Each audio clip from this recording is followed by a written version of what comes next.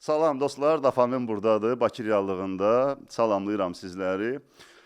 Əvvəllər yadınızdadır, hara gedirdik, internet klub var idi. Sonra telefon dükanları açdılar. Sonra dedilər, kofedə pulu var. Hamı başladı kofe shoplar açmağa. İndi də deyiblər ki, podkast studiyalarında o qədər pulu var ki, studiya açırsan, foto studiya açırsan, pulu ancaq ağacdan dərirsən.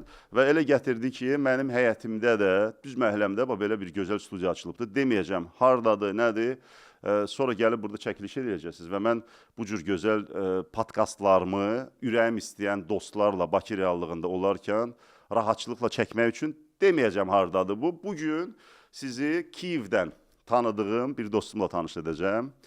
Bakı reallığındaykən onu gördüm, sevindim və belə bir fikrə gəldim ki, gəl birgə bir çəkiliş edək. Telefona yox, ənənəvi formada yox. Bax belə podkast studiyada Kiyevdə yaşayarkən Azərbaycan üçün burnumuzun ucu göynüyürdü. İndi Azərbaycanda 3 il müharibədir, Kiyev üçün burnumuzun ucu göynüyür. Kimsə sevgilisi üçün darıxıb burnunun ucu göynüyür. Bundan danışacağıq. Salam doktor. Salam. Xoş gördük. Təşəkkür. Xoşunuz olsun. Dostluğumuz başlayanda siz elə tələbəlik illəri idi. Baqamolitsada təhsil alırdınız. Kiyevdə xoşbəxt həyatımızı yaşayırdıq. Bəli. İlk öncə məni dəvət etdiyiniz üçün təşəkkürümü bildirirəm və qarşıdan gələn Ramazan bayramımızda hər kəsin təbrik edirəm. Çox sağ olun. Kiyev üçün darıxırsınız? Təbii ki, arada tələbəlik illərinə ötürü darıxırıq. Hər ilin öz gözəl anları, gözəl xatirələri var, amma tələbəlik illəri xüsusən mənim yaddaşımdadır. Kiyev gözəl şəhərdir. Heyf bu müharibələr falan araya girdi və təəssüf ki, inşallah hər şey qaydasına düşər tezliklə. Aqil Kiyevdə cərrahiyyə üzrə oxuyurdu. Artıq 3 il vaxt keçdi. Vaxt çox hızlı keçir. Onda gənclik, təravət, karaoke, tusovkalar, viçirinkalar. Mən Aqilə dedim, gəl sənə bir dənə trek yazaq, partladaq, tanıdaq səni bura. O da deyirdi, mən dərsə gəlib gəlməliyəm. İndi gördüm ki, axırı... Bitirmişdim onda universiteti artıq. Bitirmişdim. Bitirmişdin, artıq qalırdın. İsrafçılıq edirdin artıq sən onda. Bitirmişdim. O artıq 2018 karyeramın ilk peşəkar illəri idi. Onda Artıq neçə ildir ki, peşəkarcasına fəaliyyət göstərsən burada? Bəli. Nə qədərdir? Artıq qaydaq keçmişəm. Mən ilk öncə Kiyevdə Baqamolits adına Dövlət Tibb Universitetində təhsil almışam. Dövləti gördünüz necə dedi? Dövlət. Bəli. Çünki bəzi adamlar gedir, nəsə biraz vaxt keçirir. Bu Dövlət Tibb Universitetidir. Baqamolits Ukraynada yaşayanlar bilirlər ki, ən nüfuzlu universitetlərdən biridir. Və bu universitetin nüfusu ondan ibarətdir ki, Amerika Bologna sistemindən eyni sistemdə gedir və dünyanın 61 ölkəsində tanınır. Hətta çox rəqəmlər tam da yadımda deyil. Və biz belə deyək, Patokda ilk öncə 200-300 nəfər idisə, universiteti bitirəndə 40-50 nəfər qaldı. Yəni digər tələbələr bizdən inciməsin, amma bizim universitet çox çətin idi oxumaq şərtləri və çox şükürlər olsun bugünkü gündə o məktəbdən çox razıyam. Amma tibbdə məncə daha böyük yer praktikaya verilir, təcrübəyə verilir. Gəldin Azərbaycana, başladın fəaliyyətə. Mən səndə sosial şəbəkələrdə gördüm ki, bir çox tanınmış insanlar da əməliyyat etmisən. Bu barədə danışmaqdan öncə iki mənim maraqlı sualım var ki, bu burnunun ucu göynəyənlər nə etsinlər? Onlar üçün bir əncam var yoxsa yox? Burnun ucu göynəyənlər, düşünürəm hər bir insan ildə bir dəfə də olsa və ya 2 ildə bir dəfə olsa baş çəkib vətəninə geri qayıda bilər. Onun üçün də ki, aviasaytlar müxtəlifdir. Ən gözəli aviasaytə girsinlər və ucuz bilet alıb və keyfiyyətli bilet alıb gəlsinlər Azərbaycana. Öz radnoylarına, öz doğmalarına. Ən çox nə üçün darıxırdıq? Doğmalarımız üçün, bir də yemək üçün, düzdür? Əslində deməzdim Ukraynaya yeməyi pis idi. Öyrəşmişdik. Adamın Allahı var. Yəni dadlı yeməkləri vardı, amma doğmalar üçün arada darıxırdıq, bəli. Bir də Azərbaycanda qalarkən mən çox fikir verirəm ki, küllü miqdarda insanlar burnunu başqasının işinə soxurlar da. Bu da bir diaqnozdur yəqin. Bunu da nə etmək olar? Bu burnu kəsmək lazımdır, yoxsa nəsə bir çıxış yolu var? Bilirsiniz, belə deyim, hər bir xoşbəxt insan başını salır aşağı, öz işinə məşğul olur və digərlərini də xoşbəxt edir. Burnunu başqasının işinə soxan insanlar işsiz, bekar insanlardır. O insanlara məsləhətim odur ki, gəlsinlər bizim yana, burnunuzu kəsək. Kəsək, biraz qısaldaq. Sözün həqiqi mənası. Düzdür, mən sözün açığını deyəcəm. Həmin insanların burnunun öz gördüyüm pasiyentlər kimi eyni texnikada görməyəcəm. daha az vaxt sərf eləyəcəm. Çünki həmin insanların burnu uzanmağa meyllidir. O Buratina baxmısınız multfilmdə. O yalan danışılsa burnu uzanır. Müəyyən müddətdən sonra uzana bilər. Gələrlər yenə kəsərik, problem yoxdur. Orada cəmi 2 dənə dələk qalacaq da belə o. Uzandıqca kəsəcək. Çünki həyatları yalandan ibarətdir ona görə. İndi keçək əsas məsələyə. Aqil bax, mən gəlmişəm sənə, deyirəm ki, gəl burnumu məsələn, hansısa bir sevdiyim, pərəstiş etdiyim artistin, dünya şöhrətli bir ifaçının burnundan edək. Burada bunun funksionallığını düşünmürəm axı insan olaraq. Amma istəyim budur da, mən bu burnu istəyirəm. Orta məxrəcə necə gəlirik? Mən bir burun istəyirəm, amma siz görürsünüz ki, bu alınan deyil və bura daha yaxşı olardı ki, digər formada eləyək. Bəzi pasientlərlə ortaq məxrəcə gəlmək çox çətindir, bəzilərindən hasanddır. Yəni, normal şuuru özündə olan insan və biraz rinoplastikadan anlayışı olan insan başa düşür ki, hər burun fərqli olmalıdır, individual olmalıdır. Çünki, bax, hər birimizin fərqli alın yapısı var, çənə yapısı var, üst proporsiyaları fərqlidir. Və bizə arada düz deyirsiniz, bəzi pasientlər yaxınlaşır ki, digər məşhur bir insanın şəklini göstərir ki, mən eynən burun istəyirəm. Mən onu izah edə bilmirəm ki, sizin burun dəriniz fərqlidir, sizin üz yapınız fərqlidir. Arada ortaq məxrəcə gəlir, arada yox, gəlməyəndə də yola salırıq, gedir.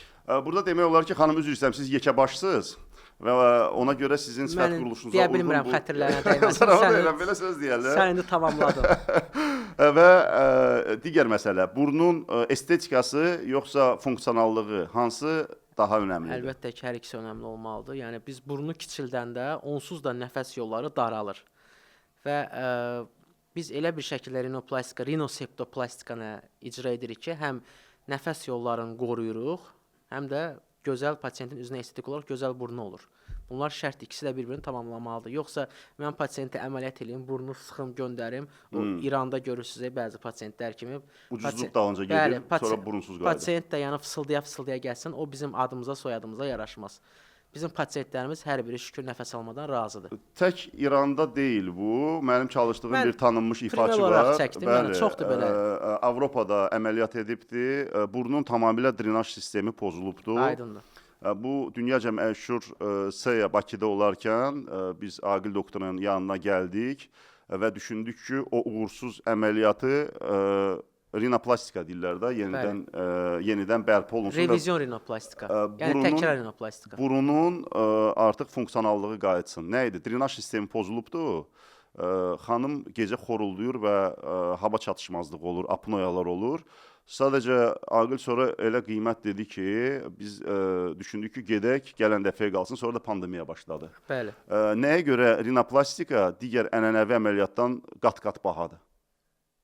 Əslində, İdris bəy, baha deməzdim. Dünyanın bir çox ölkələrində, yəni inkişaf etmiş ölkələrində bu əməliyyat Azərbaycanda bir evin qiymətinədir.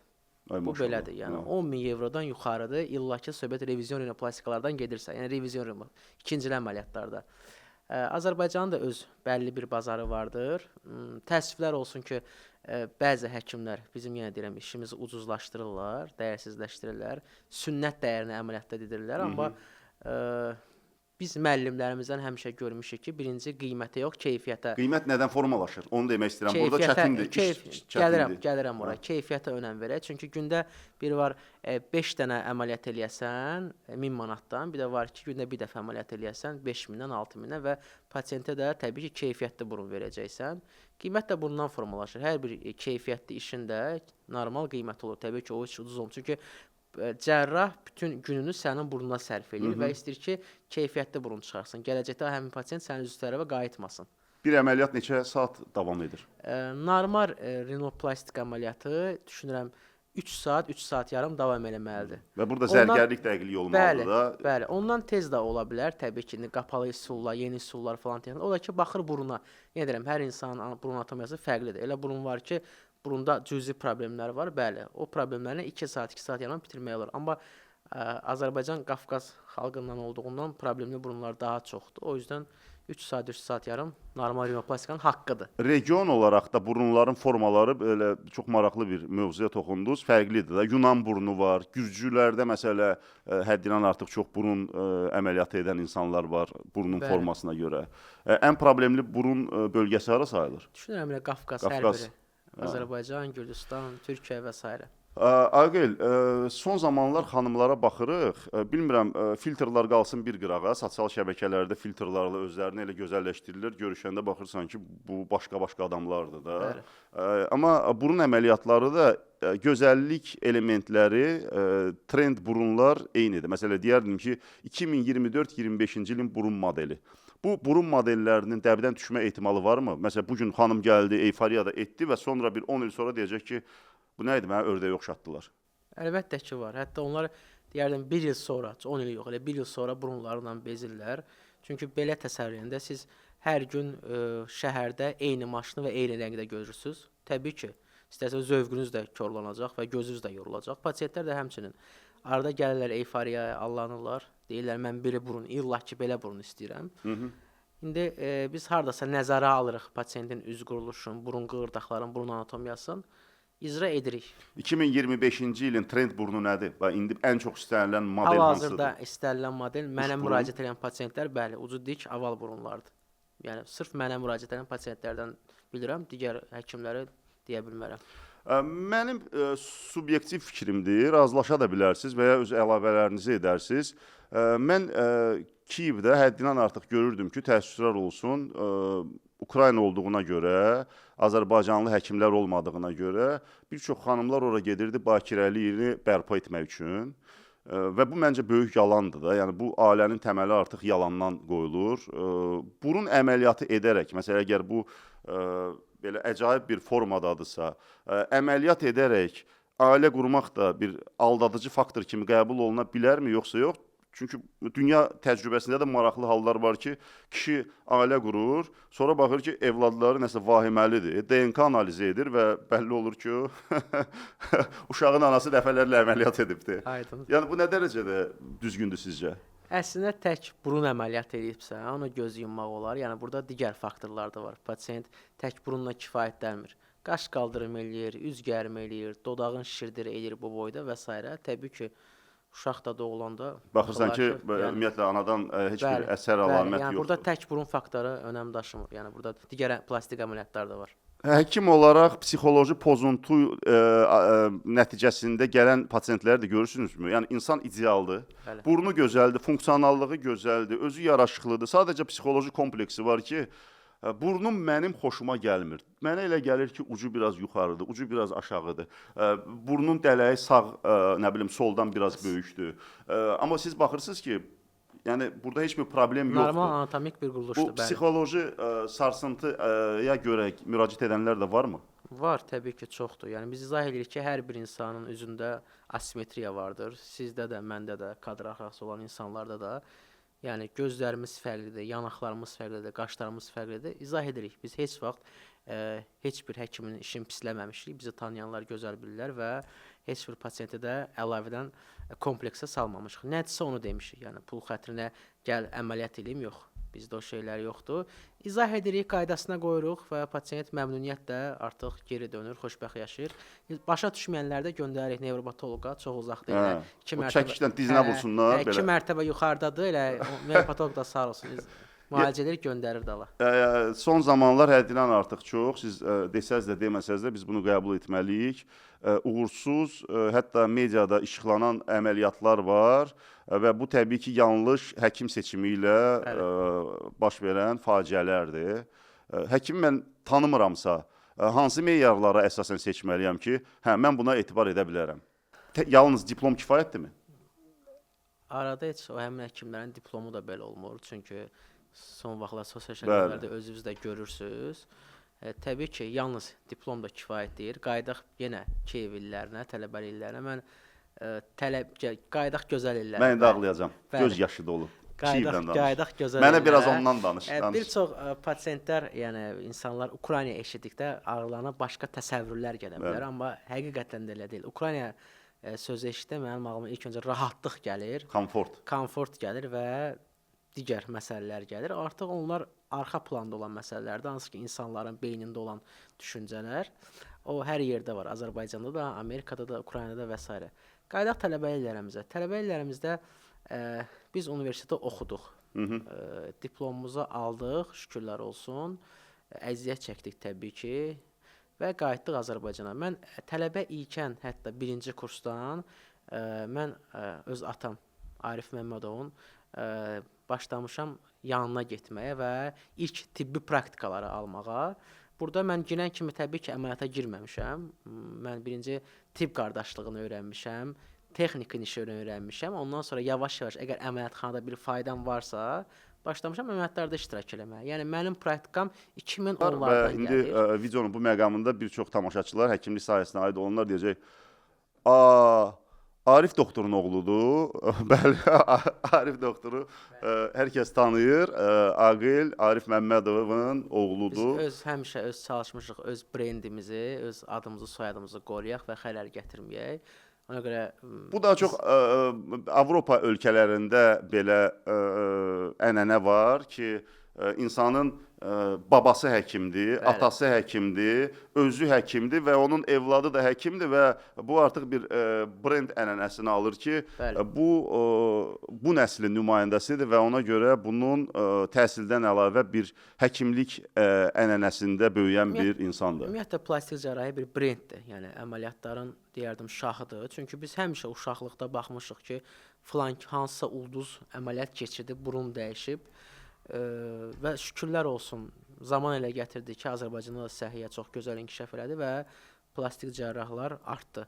Amma əfsuslar olsun ki, bunların arasında yenə deyirəm, sərt də olsa deyəcəm, sünnət dəyərinə görən həkimlər də var ki, yenə deyirəm, bizim işimizi ucuzlaşdırırlar. Pasientlər də təbii ki, qiymətlə maraqlananda həkimin keyfiyyəti ilə ilk öncə maraqlanmalılar. Mənə bəzən yazırlar, məsəl üçün, bu insan 2 dəfə uğursuz əməliyyat keçirdi, 3 dəfə mənə yazır ki, həkim, revizyon əməliyyatının qiyməti neçədir? Mən bu insana izah edə bilmirəm ki, ay xanım, ay qardaş, ay bacı, sən artıq 2 dəfə yanlış seçim etməlisən də, sənin üçün qiymət 3-cü, 4-cü planda olan amillərdən biri olmalı. Çünki sən artıq 2 dəfə bu palçığa girmisən və şükürlər olsun ki, hardasa burnundan bir 20% də olsa qalıb. Sən bu dəqiqə elə bir həkim seçməlisən ki və həkimlə pul söhbət eləməli deyirsən. Sən mənə virtual Instagramla yazsan ki, qiymət neçədir? Tutaq ki, mən sənə yazsam revizyon əməliyyatının qiyməti 1000 manatdır, sən yenə mənim yanıma gələcəksən. Bu səhv bir seçimdir. Qiymətə əsasən Təbii seçim. ki, yəni sən 2 dəfə yalnız zaten yanlış seçim etmisən də, 3-cü səfər qiymətlə maraqlanmağa kobud da olsa haqqın yoxdur. Və mən dəvət edirəm müayinəyə, bu biraz həssas mövzu. Dəvət edirəm müayinəyə. Gələnlər də var, sırf qiymətlə maraqlananlar var. Amma həyat bumerangdır da, hərrənib, fırlanıb. Müəyyən dövrdən sonra Müəyyən gəlir. dövrdən sonra mən baxıram məsələn Instagrama ki, bu pasiyent mənə 2022-ci ildə yazıb. Görürəm artıq uğursuz əməliyyat keçirdi və hərrənib, fırlanıb gəldi yanıma. Ondan sonra mən izah edirəm şərtləri, qiymətləri və pasiyentin burnunda olan problemləri. Çünki uğursuz əməliyyat elədi ki, artıq insan burnun anatomiyası korlanır. O açılmamış bir bombadır. Pasiyentlər elə bunu birinci əməliyyatlardan səhv salır. Birinci əməliyyat elədi ki, burnun normal anatomiyası yerindədir. Sən istədiyin belə deyil də, burnu ora inşa edə bilərsən. Amma ikinci əməliyyat artıq onun içində nə qığırdaqda, nə səlamət var. Mən bilmirəm, məndən əvvəlki həkim burnun içində nələr icra edib və mən belə açılmamış bomba ilə oynayıram. Və mənim pasiyentə əgər götürürəmsə, məsuliyyət daşıyıramsa, pasiyentə kalitəli bir iş görməliyəm və normal bir burun verməliyəm. O yüzdən götürəndən sonra da bizim haqqımızdır ki, bu pasiyentə gözəl burun verək. Burun əməliyyatının bu avtomobil alanda olur, 3 il və ya 100 min kilometr. Hər hansı bir zəmanəti olurmu, yoxsa necə? Təbii ki, əməliyyatdan sonra pasiyentlər, yəni bizdə əməliyyat elədim, qutardı, sarğını açdım, pasiyent getdi, elə bir şey yoxdur. Məni izləyən pasiyentlər də buradan bilir ki, hər biri bilir ki, pasiyentlərimizi sarğıdan sonra da kontrol edirik. Hətta elə olur ki, bir gündən biri yazıram, 10 gündən biri yazıram, müayinəyə dəvət edirəm. Pasiyentlər vaxtı-vaxtına sarğıya gəlir. Gələ bilməyənlər də məcbur edir ki, gəlirlər. Çünki post-op müayinələr mütləqdir. Və əgər pasiyentlər bu cür şeylərə riayət eləyirsə, əməliyyatdan sonra bəzi şərtləri vardır, bəzi danışıqları var. Pasiyent ağız üstə yatmırsa, yan üstə yatmırsa, özünü travmadan qoruyursa, bu nəticə ömürlük qalır. Amma yox, bəzi pasiyentlər özlərini qorumur. Təbii ki, burada artıq onların öz işləridir. İdmançıların da travması olur da. Ən çox yayılmış travma boksçularda olur məncə, düzdür? Yoxsa digər idman növlərində? Hər bir, təkcə idman növündə yox. Adi bir insanda da yəni burunda travma yaranır. Uşaq vaxtı keçirilmiş travma ola bilər, sonradan qəza nəticəsində ola bilər və s. Məndə burnun sağ nə deyirlər ona? Sağ tərəfdə pərdədir da. Çəpər əyriliyi. Çəpər əyriliyi Bəli. var. Artıq 3 ildir Aqil deyir, gəl eləyim. Hələ ki uzadıram, amma payız aylarında çalışdığım bu ifaçının əməliyyatı olanda elə eyni. Ən məni çəkindirən bilirsən nədir Bəli, Aqil? qardaş. O silikon vurulur içəri. O ağrıtmır. O sonra o silikonu deyir çıxardanda Yox. elə bil ki beynin də onunla bir yerdə çıxır. Hə, yəni o keçən miflərə də, onlar hamısı bir miflərdir, yəni həqiqətən.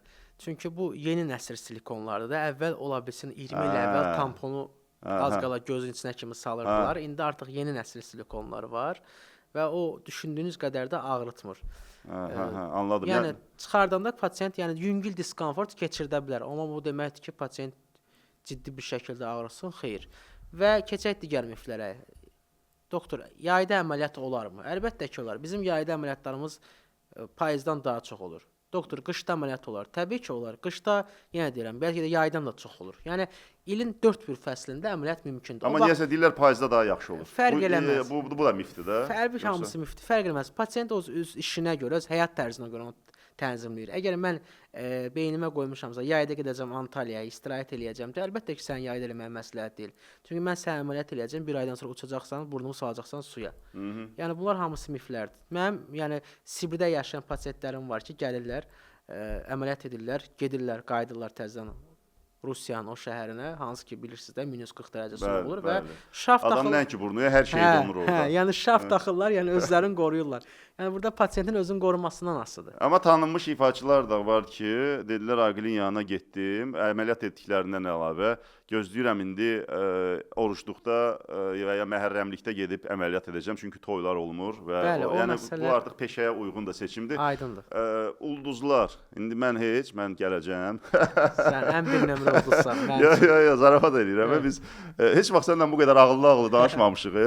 Adətən mövzularımız digər konuda olub. Amma bu da çox mənə maraqlı gəldi. Çünki bildiyim nələrsə var və nələrisə bildikdə daha komfortludur. Tanınmışlardan bu yaxınlarda elə biz danışanda Nəfəs xanımın bacısını əməliyyat edirdiniz. Başqa kimlər? Menecer Nəfəs xanım və digər məşhurlar var ki, hansı ki üzdə olsalardan, yəni onlar istəmirlər, onları paylaşaq və s. çoxdur. Yəni bizim bu həm də anonim bir məsələdir da. Dediyim kimi ki, o psixoloq yanına gedəndə ürəyini necə açırsan, insan da bəlkə əməliyyatı ən uğurlu əməliyyat o əməliyyat sayılır ki, mənim fikrimcə.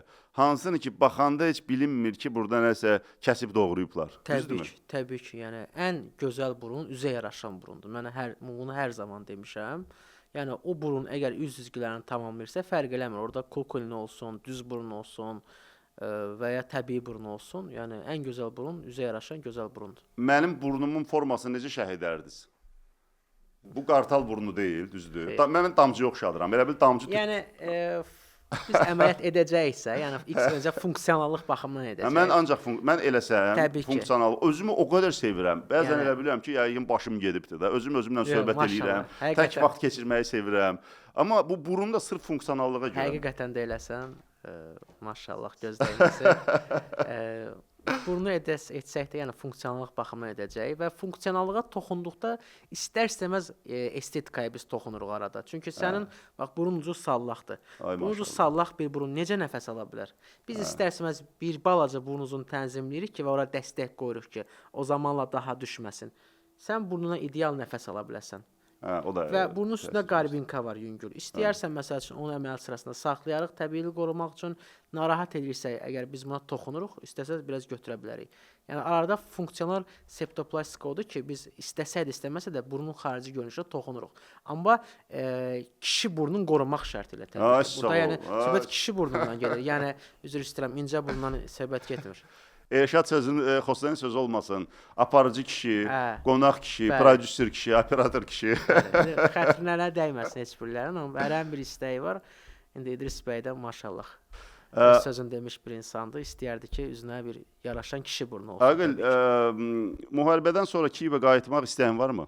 Nə fikirləşirsən? Ümumiyyətlə, Ukrayna həyatı, bayaq çox düzgün vurğuladın. Ukraynada olmayan, yaşamayan insanların orayla bağlı fərqli təsəvvürü var və bu bir qədər xanımlar əyləncə ilə belə yanlış bir təəssüratdır. Ukraynanın ən gözəl üstün cəhətliyi orada olan bir rahatçılıqdır. Komfortdur. Bilmirsən, havasındandır, insanlardandır, cəmiyyətdəndir, mental bir yanaşmadır. Mən Ukraynada 10 il yaşamışam. Ondan qabaq 50-dən çox ölkədə olmuşam. Amerika Birləşmiş Ştatları olsun, Çin olsun, Asiya, indi Taylanda gedirəm. Maşallah. Amma bilirəm ki, heç Tayland belə Ukraynanın yerini verməyəcək. 100%. Neçə il orada yaşadın və müharibədən sonra geri dönmək fikrin varmı, istəyin varmı? Ümumilikdə 10 il orada yaşamışam. 10 il, ay Yəni maşallah. az müddət deyil. Həm universitet dövründə, həm universitetdən sonrakı digər təhsil dövrümdə. Müharibə vaxtı da hətta oradaydım mən. Öz aspirantura təhsilinə bağlı getmişdim. Yəni müdafiə kandidatuska deyirlər. Tibb elmləri namizədi, belə deyim. Qismət olmadı, qismət. Müharibə şəraiti düşdü. Və müharibə şəraitində sən o ekstremal vəziyyətdə çıxdın. Bəli, ekstremal vəziyyətə çıxdım. Hər kəsin də xəbəri var. Gəldiniz Moldovaya, Macaristana, Lvova, oradan Macaristana. Macaristanda 10 gün yaşadıq, qaldıq. Havamızı, suyumuzu dəyişdik. Hələ müharibənin də aktiv faza ilk günlərində Kiyev bombalananda neçə gün? Bir 10-15 gün 15 Kiyevdə. gün qaldım orada, bəli. Yəni bu bəlkə də digər insanlar bunu şişirdib, bəlkə də deyər biz bunu yəni içimizdə saxlayırıq. Çünki ən çətin dövrlərdən mən keçdim. Mənim yadımdadır. O çox böyük gərginlik var idi. Əməliyyatın 15-ci müharibənin 15-ci sutqasından oradan çıxmaq böyük bir risk idi. Çünki artıq bütün şəhər boşalmışdı və biz qalmışdıq və dostlarımızla şükür belə qərara gəldik ki, çıxaq. Şükürlər olsun bu gün. Amma bizim ortaq dostumuz, o hələ də indi də ordadır. Orxana buradan salamlar söyləyirik. Orxan görsən, yaddan çıxartmamışıq Gözəl səni. dostdur, gözəl O gör necə sadiqdir da. O hələ də qalıb orada. Bəli. Öz biznesi var, alver yoxdur. Söhbət 2022-ci ildən gedir əzizlərim. Birdən Yox, 2022-ci il müharibənin ilk günləri, fevral ayı 15 gün ərzində. Çünki mən artıq universiteti bitirmişdim və Bakıda xeyli müddət çalışırdım. Müəyyən vaxt tapdım aspirantura təhsilim üçün ora getdim və qismət olmadı belə. Aqil, təşəkkür edirəm. Sonda istərdim ki, hər sahənin yaralı yeri var, qıcıq yeri var. Pasientlə ünsiyyətdə, taksi sürücülərinin yaralı yeri odur ki, deyirlər ki, həyətə sür, oradan da 3-cü mərtəbəyə qalx. Bərbərin yaralı yeri odur ki, vaxt yazırlar, gəlib çıxmırlar. Plastik cərrahın yaralı yeri nədir pasientlərlə ünsiyyətdə və bu işin görünməyən ağır tərəfi nədən ibarətdir? Qayıdaq ilk suallara, ortaq məxrəcə gəlmək. Ortaq məxrəcə gəlmək çox çətin olur. Bəzi hallarda pasient öz istəyin deyir, amma sən pasiyenti izah edə bilmirsən ki, bu burun sənin üzvə yaraşmır və sən funksionallıq olaraq nəfəs darlığı yaşayacaqsan. İkinci mövzu isə qiymət. Yəni bizim Azərbaycan xalqı bəzi qismi təbii ki, bəzi pasientlər xoşlayır ancaq virtual yolla işini həll etmək, amma bu düzgün deyil. Bu dırnaq deyil ki, gedəsən, kəssin, uzansın, müəyyən müddətdən sonra yenidən kəsəsən. Bu qaş deyil ki, qoydun bir aydan sonra töküldü yenidən. Yəni çox yanlış bir yoldadılar. Çünki sən pasiyentin yalnız qiymətindən yox, yenə deyirəm, keyfiyyətindən maraqlanmalısan və gəlməlisən müayinəyə, bir bizi başa düşməlisiniz. Bəlkə mən səni heç qəbul edəcəm, bəlkə mənim danışığım sənə heç xoşuna gəlməyəcək. Ondan sonra qiymət mövzusuna keçməliyik. Məncə müraciətdə eyni zamanda etimad məsələsi də vacibdir. Bəli. İnsanla ilk kommunikasiya olmalıdır, Mən gəlməlisən hər birinə və izah edirəm. ümumiyyətlə bu ünsiyyətdən sonra, sual-cavabdan sonra səndə təəssürat yaranır. Mən bu insana inanıram yoxsa yox. Yəni Bəli. pul bundan sonraki mərhələdir də. Təbii ki, bizdən belə deyil. Sən Yalnız pul və pul. ömürlük daşıyacaq burunuvu həvalə edirsən. Bəli. Təşəkkür edirəm Aqil. Sağ ol əzizim. Mən Dəvətin üçün çox bu sağ ol. formatda dediyim kimi podkast studiya düz mənim yanımdadır və dostlarla mütəmadi olaraq bu formatda Bakı reallığında tanıdığım, dəyər verdiyim, şəxsi münasibətim olan insanlarla sizi tanış edəcəm. Dafamen burdadır, Bakı reallığındaydı. Son olaraq nə deyəcəksiniz bizim tamaşaçılara? İzlədiyiniz üçün təşəkkür edirəm. Sənə də çox sağ ol dəvətin üçün. Mənə çox xoş oldu həqiqətən. Səninlə səmimi söhbət. Kommentləri oxuyacaqsan özün hamısını. Çünki ola bilsin ki, mütləq şəkildə. suallar olsun sırf öz burunları ilə bağlı. Əlbəttə ki, inşallah hər birinin hər zaman olduğu kimi səbirlə və keyfiyyətli cavablandıracağam. Yenə deyirəm, bəzi ifadələrim pasiyentlərin xətrinə dəysə də, yəni olduğu kimi qəbul edin. Mən çalışıram ki, sizi düzgün yönləndirim.